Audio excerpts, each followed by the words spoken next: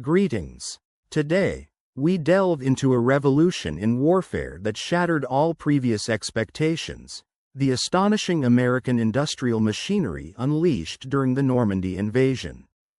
Imagine witnessing a seemingly endless convoy of pristine jeeps pouring ashore, each one appearing brand new, as if manufactured yesterday, while German soldiers helplessly watch a new era of mechanized warfare unfold before their eyes. How could over 640,000 jeeps be produced between 1941 and 1945, with factories turning out a new vehicle every 90 seconds? What does it say about American strategy when they treat their equipment as disposable, stripping and abandoning damaged jeeps in seconds, while the Germans painstakingly repair every broken part? Why did Hitler's forces find themselves outflanked and overwhelmed by a mobility so fluid that their defensive lines became meaningless? And how did the American standardization of parts, transmissions, engines, wheels, turn their vehicles into an unstoppable logistical force? All these fragments form a single question: how did mass production and logistical flexibility redefine modern warfare? In this video, we will trace the extraordinary industrial capacity behind the American Jeep, expose the profound differences in military philosophy, and reveal how this technological and logistical revolution changed the course of history. The most astonishing insights lie ahead, so stay with us as we begin to uncover the true power of the American war machine. The age of static, hero-driven combat has come to an end. Right now, the new era of industrialized warfare begins. On the morning of June 7, in the year 1944, near the village of Saint-Mère-Église in Normandy, Oberreiter Klaus Müller from the 709th Infantry Division found himself gazing in stunned disbelief at an extraordinary sight unfolding before his eyes. There, in the early hours of the invasion, a seemingly endless procession of American military vehicles was advancing steadily inland from the shores of Utah Beach. Over the course of just 2 hours, Müller meticulously counted no fewer than 117 identical reconnaissance cars, each one appearing remarkably pristine, as if they had just been manufactured moments earlier and had not yet seen the rigors of combat. What Müller observed that day was not merely an invasion of military units but an unprecedented industrial phenomenon that threatened to shatter every prior assumption held by the German Wehrmacht about warfare and how enemies could be supplied and mobilized during a conflict.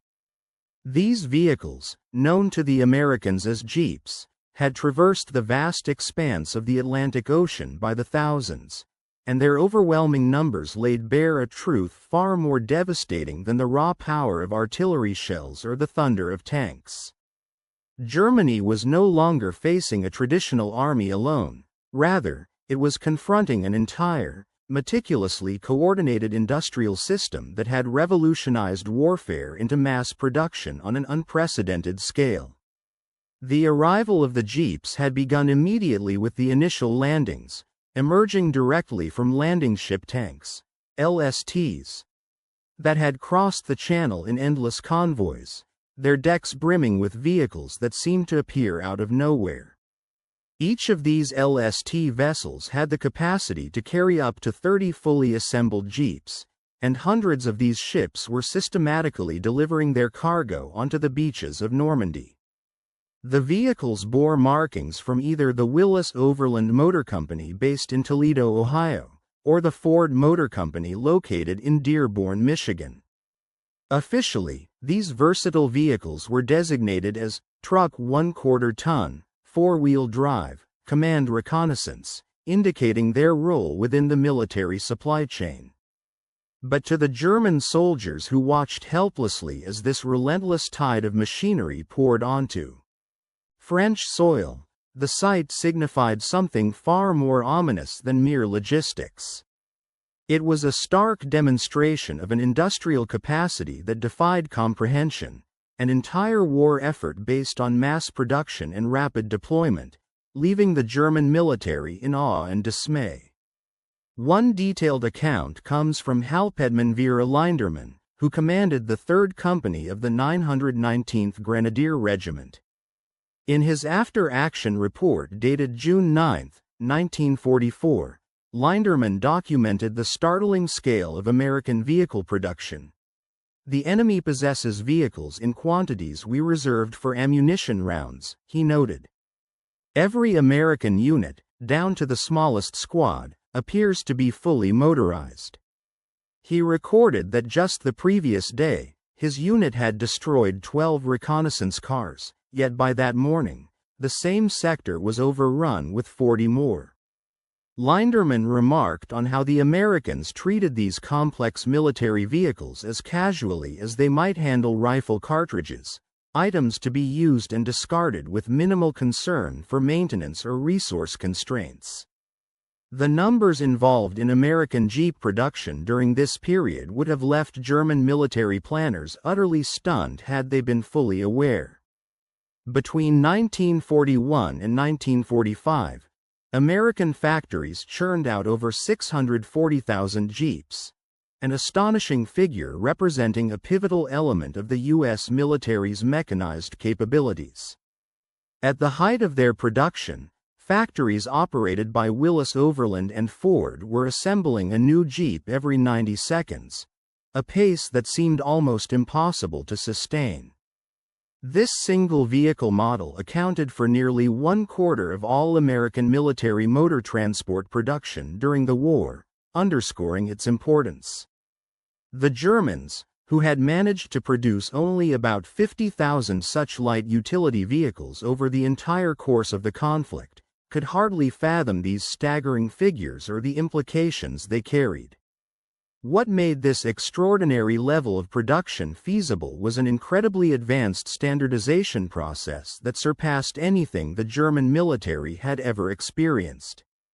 Every Jeep, regardless of whether it was assembled by Willis or Ford, used fully interchangeable parts, transmissions, engines, wheels, axles, and even smaller components such as spark plugs and fan belts, across all production runs.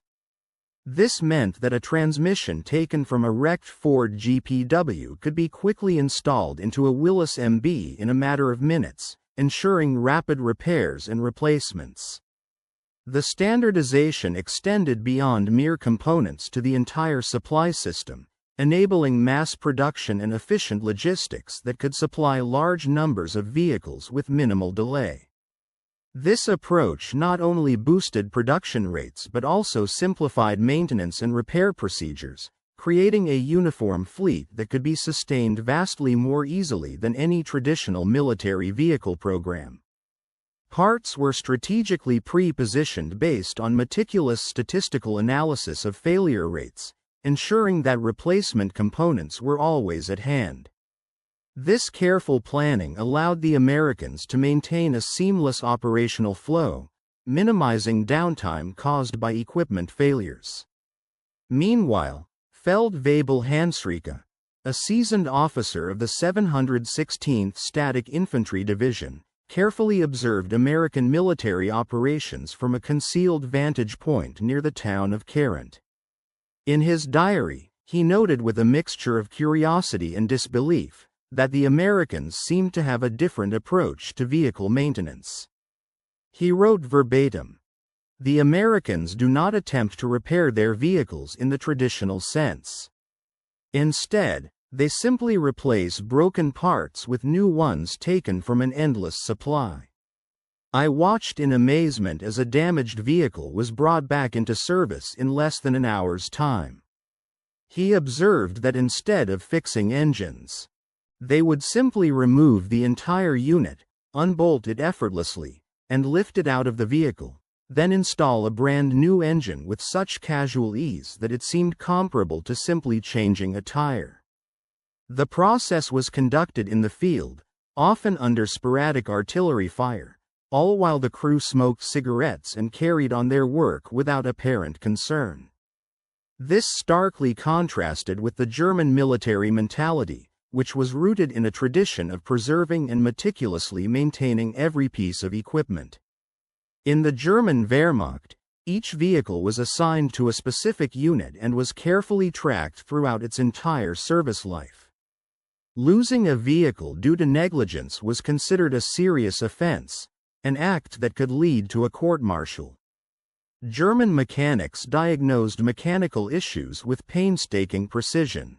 When parts failed or were unavailable, they repaired or manufactured replacements with great care. For example, the Kübelware, Germany's equivalent of the Jeep, required factory-trained mechanics for even basic maintenance. Such a methodical approach aimed at extending the lifespan of each vehicle and ensuring its reliability in combat. In stark contrast, the American philosophy was based on entirely different principles.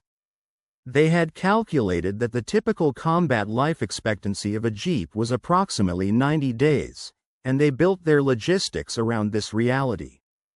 Instead of investing heavily in elaborate repair facilities, they manufactured replacement vehicles and parts in quantities that far exceeded any anticipated loss. Their strategy was to keep the flow of vehicles uninterrupted, regardless of damage sustained on the battlefield. When a Jeep was seriously damaged beyond immediate repair, the Americans would strip it of any salvageable parts and abandon the wreck. This was not considered a loss but a routine part of their operational cycle. A new vehicle would arrive within hours or days, delivered by the seemingly endless convoys that link the beaches of Normandy to the front lines pushing inland. Lieutenant Colonel Otto von Schroeder, the chief of staff of the 352nd Infantry Division, captured the bewilderment felt by many Germans in a letter to his wife. He wrote, "The Americans fight a war for the rich. They expend vehicles as if they were ammunition. Yesterday, I saw a Jeep hit a mine. No one was hurt, and the crew quickly transferred their equipment to another vehicle that appeared within minutes, continuing their mission without pause. The destroyed Jeep was simply pushed to the roadside and left behind. Such a thing would be unthinkable in our army, where recovering a lost vehicle involves reports, investigations, and weeks of effort to get a replacement." By the 10th of June, American forces had landed more than 12,000 vehicles in Normandy, with Jeeps constituting the largest single category. These vehicles profoundly transformed the battlefield, altering German military doctrine in ways that had not been anticipated. American reconnaissance units could penetrate German lines with unprecedented speed and agility, thanks in large part to the mobility of their vehicle fleet. Jeep-mounted forward observers could relocate almost instantly, making effective counter-battery fire virtually impossible. Supply units maintained continuous contact with the advancing troops, eliminating the pauses for reorganization that German commanders had expected as opportunities for exploitation. The speed and flexibility provided by these vehicles gave the Americans a decisive tactical advantage, enabling them to adapt rapidly to changing battlefield conditions and to sustain their momentum in a way that was impossible under traditional German logistical and maintenance practices. The capabilities of the Jeep significantly compounded the difficulties faced by the German forces during their campaign. Its four-wheel drive system, combined with its lightweight construction, enabled it to traverse terrains that German strategists had confidently deemed impassable for conventional vehicles. These rugged, versatile machines broke through expected barriers, transforming the battlefield environment in ways that caught the German military off guard. The landscape of Norman Bogue country, characterized by sunken roads and dense hedgerows, was ostensibly designed to funnel advancing American units into carefully planned kill zones. Yet, the Jeeps proved to be remarkably unrestricted by such natural or man-made obstacles. Instead of adhering to mapped routes, they darted through open fields, over embankments, and around obstacles with a fluidity that seemed almost effortless. In doing so, they effectively forged their own road network, independent of the prearranged routes that German defenders had painstakingly prepared to impede an assault. Hans von Luck, a commanding officer of a battle group within the 21st Panzer Division, later reflected on these developments in a post-war account. He observed that the Jeep provided every American unit with a level of mobility previously achievable only through the deployment of their most elite mechanized forces. One vehicle could carry a small team for firing machine guns, operate as a mortar carrier, or serve as a mobile command and communication hub, laden with radios and supplies. These Jeeps appeared everywhere, calling in artillery strikes, delivering firepower, or bypassing entrenched German positions, often in areas the Germans believed to be secure. This relentless mobility prevented the Germans from establishing a continuous or coherent front line. The American units simply drove around their defenses, rendering static lines ineffective.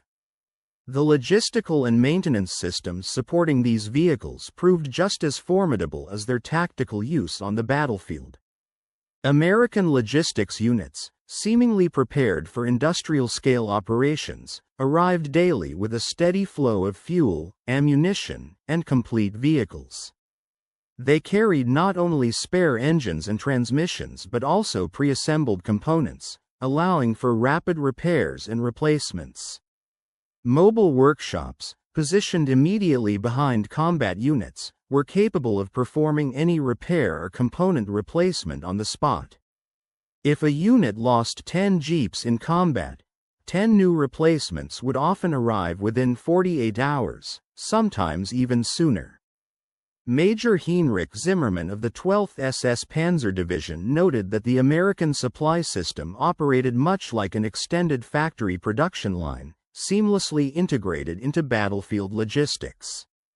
Everything was standardized, parts were mass-produced, packaged, and delivered on a strict schedule, eliminating much of the friction and delay that had long been regarded as inherent to warfare, as described by Clausewitz. While the Germans struggled to maintain their existing equipment amidst constant combat pressures, the Americans simply ordered replacements as if browsing through a catalog. This relentless stream of fresh vehicles and parts undermined German morale and strategy from the outset of the invasion. Within days, the psychological impact on German soldiers became evident. Those who had previously believed that the Americans were overly dependent on material comforts and soft could no longer deny their enemies' material abundance, which seemed almost limitless. The sight of endless columns of identical, fully equipped Jeeps moving confidently across the landscape further demoralized the German troops. Many of these soldiers had been instructed to preserve their aging vehicles, some having served since the Polish campaign, while observing the enemy's fleet of brand-new machines. Gerrit Wolfgang Braun, a mechanic with the 21st Panzer Division, examined several captured Jeeps and remarked that every part was intentionally designed for mass production and straightforward replacement. He noted that while the engines were simple, they were sufficiently effective. The transmissions prioritized durability over refinement. Though nothing was particularly polished or precisely fitted, all components operated reliably under combat conditions. In essence, the Americans had sacrificed elegance and complexity in favor of quantity and ease of maintenance, and it was this approach that increasingly dictated the pace and outcome of the conflict. The sheer number of these vehicles, their rapid repair cycles, and the ease with which they could be replaced created a logistical and operational advantage that was difficult for the Germans to counter. An additional factor that visibly troubled German observers was the racial integration evident within American motor pools, a phenomenon that directly challenged the racial doctrines ingrained in Nazi ideology. African American soldiers drove, maintained, and supervised the motor pools, a reality that ran counter to the racial segregation policies promoted by the Nazi regime. Their presence and effective management of these crucial logistical hubs further underscored the profound differences between the American and German approaches to warfare and organization, leaving a lasting impression on those who witnessed it. The deeply ingrained Nazi notions of racial supremacy and military superiority were challenged by the striking reality on the ground. Witnesses like Kurt Wagner, a seasoned officer, expressed genuine bewilderment upon observing that African American soldiers operated and repaired the same military vehicles with the same skill and efficiency as their white counterparts. This observation starkly contradicted the racial theories that underpinned many aspects of German military ideology, which held such equality to be impossible or at least unlikely. Despite these prejudiced assumptions, the evidence was impossible to ignore, and it became increasingly clear that American soldiers possessed a remarkable adaptability and proficiency. The United States demonstrated an extraordinary ability to modify and improve their equipment swiftly and effectively, a flexibility that German military culture seemed unable or unwilling to replicate. Barely days after the initial landings, American units began welding additional armor plates onto their jeeps for added protection, installing wire cutters to combat German trap wires, mounting multiple machine guns to increase firepower, and converting vehicles to serve specialized roles. These modifications were often crude in comparison with German standards, but they delivered immediate practical benefits, vastly enhancing the vehicle's combat effectiveness. In addition to combat modifications, various units adapted jeeps for their specific needs. Medical teams converted ambulances by installing sturdy stretcher racks, while signal units loaded their jeeps with radio communication equipment. Engineer units mounted mine detectors and other specialized gear to tackle obstacles and threats on the battlefield. Each of these alterations, while seemingly simple and rough, provided a tangible tactical advantage. Over time, the difference between American and German equipment and adaptability grew even more pronounced, as the campaign revealed the limitations and rigidity of German engineering. German vehicles, by contrast, were highly engineered but also highly dependent on specific fuels, rare spare parts, and well-trained mechanics. Many German units still relied on horses for transportation, necessitating thousands of animals per division, a costly and vulnerable resource, especially considering the dangers posed by artillery and the constant need for care and feeding. These horses moved at a slow, walking pace, and their supply chains were vulnerable to disruption. Meanwhile, American units advanced at speeds of around 30 miles per hour in vehicles that only required gasoline and basic maintenance, an achievement that was deeply demoralizing for German soldiers and officers alike. By mid-June, German intelligence assessments estimated that the American forces in Normandy had amassed over 4,000 jeeps, with hundreds more arriving daily.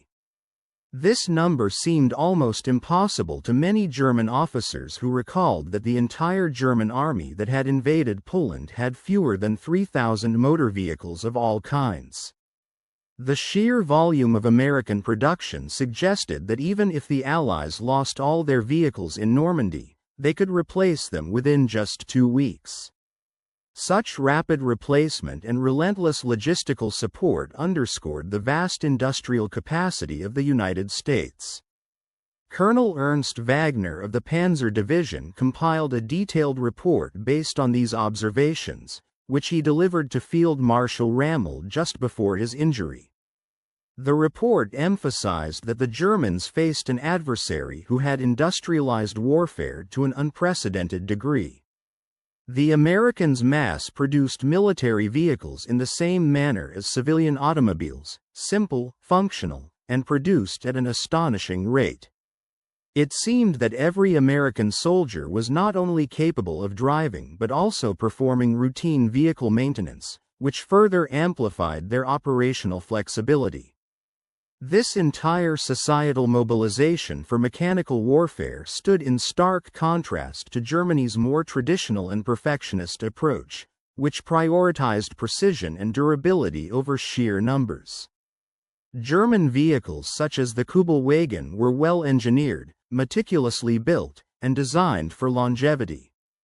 However, production was limited, with only a few dozen being manufactured daily at peak output. Meanwhile, the American Jeeps, although technically crude by German standards, rolled off assembly lines at a pace unmatched by even Germany's most efficient factories combined. Where the Germans aimed for perfection and durability, the American approach prioritized adequacy, multiplied by the overwhelming scale of production. Furthermore, General Major Fritz Bayerlein, commanding the Panzer Division, offered a stark and sobering assessment of the technological and industrial disparity. He observed that the Germans were still fighting the last war, relying on traditional, highly specialized equipment designed for specific battlefield conditions, while the Americans were already preparing for the next conflict. This strategic discrepancy highlighted the fundamental difference in their approaches. German efforts focused on meticulous engineering and perhaps a certain idealism about weapon durability, whereas the American military-industrial complex emphasized mass production, adaptability, and rapid deployment. Elements that proved decisive in the fast-paced, evolving nature of modern warfare. Command was beginning to realize that their traditional tactics and strategies, suited for a more static and mechanically conservative battlefield, were quickly becoming obsolete in the face of American innovation and logistical abundance. The Americans, by deploying vast numbers of versatile vehicles, jeeps, trucks, and other motorized equipment, transformed the very nature of warfare. This transformation was not merely about having more tools but about fundamentally changing how battles were fought, supply lines maintained, and troops moved across the terrain. While German mechanics and engineers patiently worked to refine and perfect their vehicles, the Americans had adopted a different approach, one that prioritized practicality and rapid adaptability. American soldiers and specialists trained tirelessly to keep their vehicles operational, not just as a mechanical task but as an integral part of their military strategy. Meanwhile, German soldiers observed with a mixture of awe and frustration how their adversaries used their vehicles for tasks far beyond traditional military roles. An ordinary jeep, for example, was no longer just a transport for soldiers or equipment. It became a multi-purpose utility vehicle, delivering mail, conveying journalists, transporting chaplains to forward positions, and even ferrying personal baggage of generals. Such casual, almost everyday usage of military vehicles for comfort and convenience signified a level of material wealth and logistical freedom that was starkly different from the scarcity and austerity familiar to the German troops. This casual and seemingly wasteful utilization of military resources underscored a broader aspect of American military strength, an abundance that translated into a psychological and tactical advantage. German soldiers, who had grown used to rationing every piece of equipment and preserving their resources carefully, found it both astonishing and demoralizing to witness how freely the Americans disposed of their vehicles and supplies. As Friedrich Hoffmann, a German lieutenant, recounted in a letter to his family, he observed a jeep delivering hot food to a remote outpost, a trip that, in German terms, would have been considered an unnecessary extravagance, given the fuel consumption and engine wear involved. In the German army, soldiers would have walked or eaten cold rations rather than risk such frivolous use of their limited resources. Hoffmann noted, however, that this wastefulness, which would seem to be a weakness, might actually serve as a form of strength if it meant that the Americans could sustain their mobility and operational tempo without concern. The technological disparity between the two armies became increasingly evident as the months advanced. American Jeeps were outfitted with standardized toolkits, simple yet comprehensive sets of tools, paired with detailed maintenance manuals printed on waterproof paper, ensuring that repairs could be carried out swiftly and efficiently in the field. These manuals, along with carefully calculated spare parts packages based on statistical data, allowed the Americans to maintain a high operational tempo. By contrast, German vehicles frequently lacked basic tools, relied heavily on the experience and intuition of mechanics rather than documented procedures, and faced severe shortages of spare parts. The Germans' complex requisition system was often slow and inefficient, causing delays that hampered their ability to keep pace with the American logistical machine. As the summer months moved into July, the disparity in mobility and logistical resilience became increasingly apparent. German forces found themselves unable to match the speed and flexibility of their American opponents. Static defensive formations, once effective in traditional warfare, were rapidly rendered obsolete, as American reconnaissance units mounted jeeps and light vehicles to outflank defenses. Artillery positions, once considered solid and defensible, were overrun by swift-moving motorized infantry units.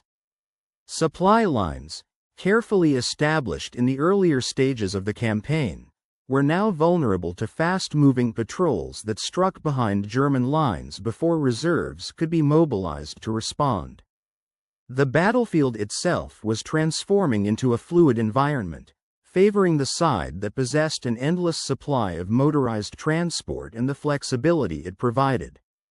Major Wilhelm von Tauben, a German officer observing the American advance preparations toward the end of July, captured the essence of this shift when he remarked, "They have achieved something we once thought impossible: complete motorization of their army.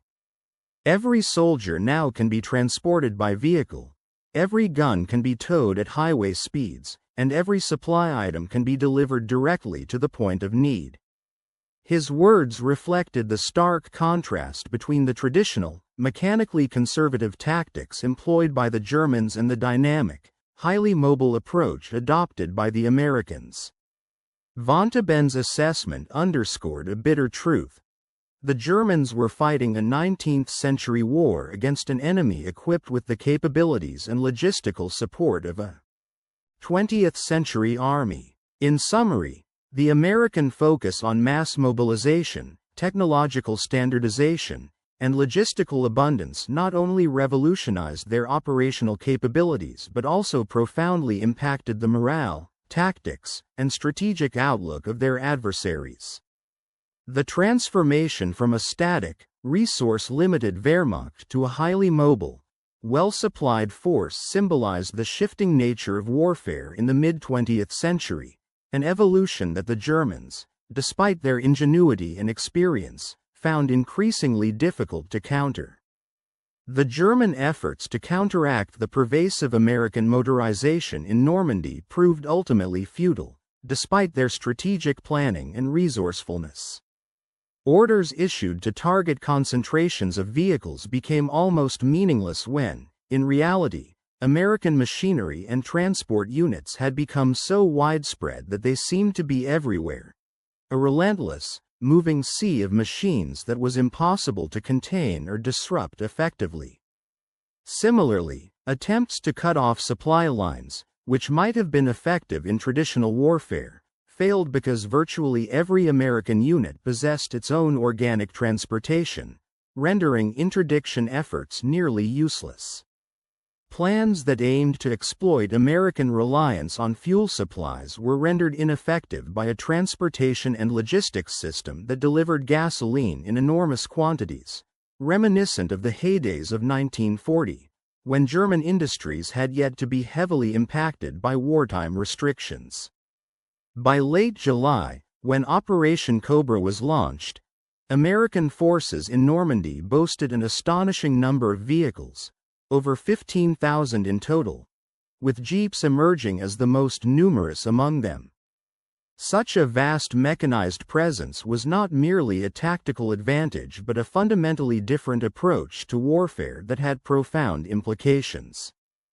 German intelligence, pieced together through prisoner interrogations and aerial reconnaissance, suggested that even if the Americans suffered vehicle losses of up to 50%, they would still remain more heavily motorized than one of Germany's most well-equipped divisions at full strength.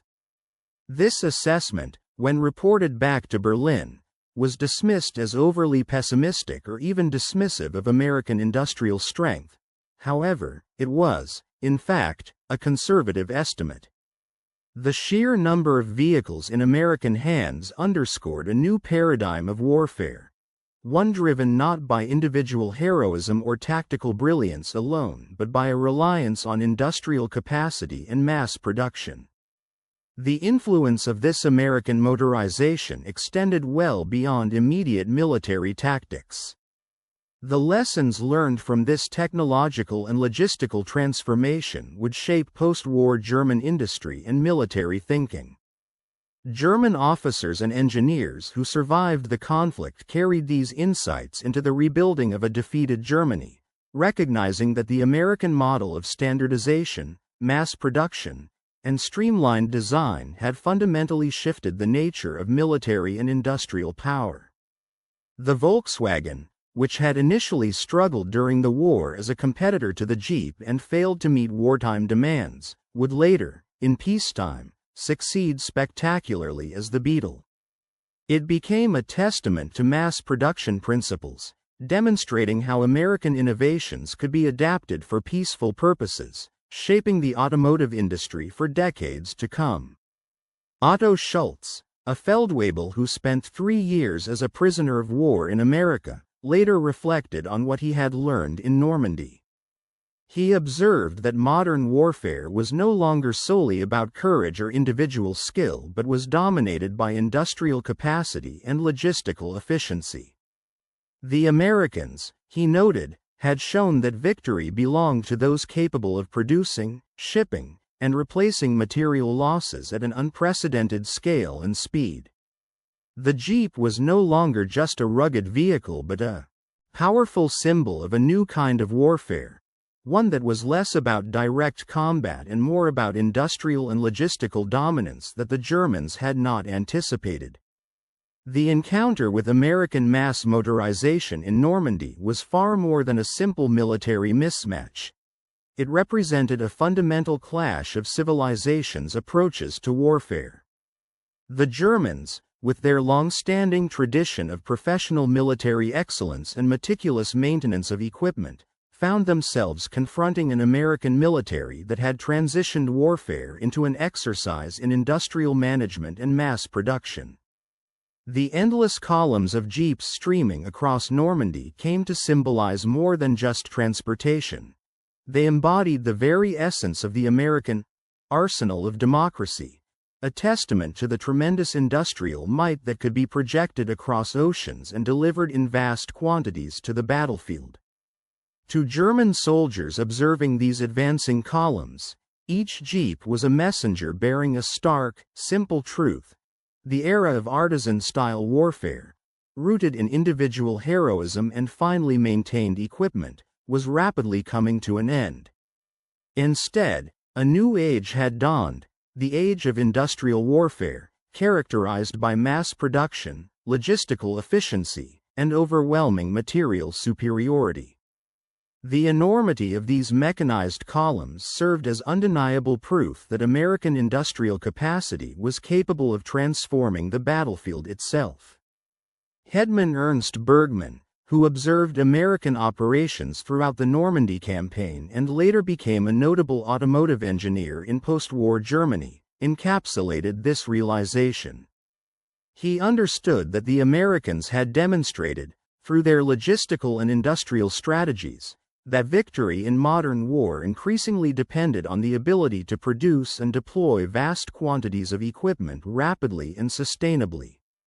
The lessons from Normandy underscored that success was no longer solely determined on the basis of courage or tactical brilliance. It was fundamentally intertwined with industrial strength and the capacity to sustain a continuous supply of resources. In the final analysis, the American demonstration of mass motorization in Normandy was a defining moment that marked the definitive shift from traditional, hero-driven warfare to a new, industrialized form. The immense columns of jeeps symbolized this transformation, a new kind of military power rooted in industrial capacity, logistical efficiency, and technological innovation, revolutionizing the very nature of warfare itself. The factory's significance far surpassed that of the battlefield itself. As relentless streams of jeeps poured in, each one indistinguishable from the next and easily replaceable, it became painfully clear that modern warfare had transformed into a vast economic enterprise. We had previously believed ourselves to be brave soldiers engaged in combat, fighting for a cause. However, the relentless flow of machinery and vehicles revealed a harsher reality. We were nothing more than workers laboring within an immense and highly organized factory of destruction. This industrial complex, their factory, was vastly larger and more efficient than ours, demonstrating that war was no longer a matter of individual heroism but a meticulously orchestrated process driven by industrial might.